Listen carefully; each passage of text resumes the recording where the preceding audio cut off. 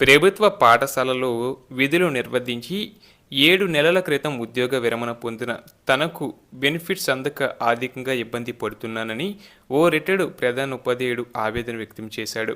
వివరాల్లోకి వెళితే జనగామ జిల్లా రఘునాథపల్లి మండలం కీలేసపురం గ్రామానికి చెందిన ఎస్సీ/ఎస్టీ ఉపాధ్యాయ సంఘం రాష్ట్ర అధ్యక్షుడు సాగా కైలాసం జాఫర్గూడెం ప్రభుత్వ ప్రాథమిక పాఠశాలలో ప్రధానోపాధ్యాయుడిగా విధులు నిర్వర్తించి నిరుడు సెప్టెంబర్ 30న ఉద్యోగ విరమణ పొందాడు.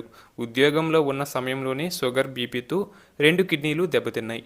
ఓ రోజు బైక్పై విధులకు వెళ్తుండగా అదుపు తప్పి కింద పడటంతో కాలు విరిగింది. దీంతో కొన్ని నెలలుగా ఇంట్లోనే డయాలసిస్ చేయించుకుంటున్నాడు.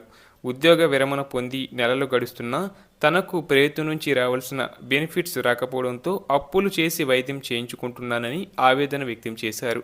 గత ప్రభుత్వాలు ఉద్యోగుల విరమణ పొందిన వెంటనే బెనిఫిట్స్ అందించేవని, ఇప్పుడు సకాలంలో డబ్బులు రాకపోవడంతో తీవ్ర ఇబ్బంది పడాల్సి వస్తుందని చెప్పారు.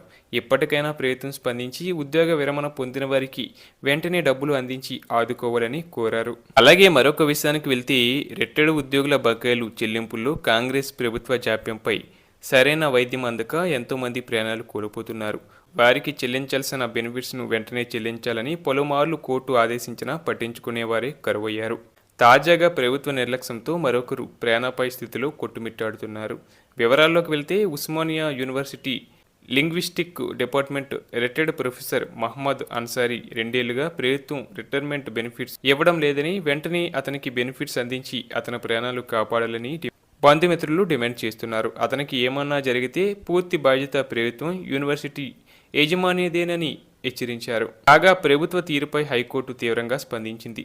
పెన్షన్ బకాయిలు చెల్లించడానికి అదేమన్నా మీ సొంత డబ్బు అనుకుంటున్నారా? ఉద్యోగుల కష్టార్జితమే ఇస్తున్నారని తెలియదా?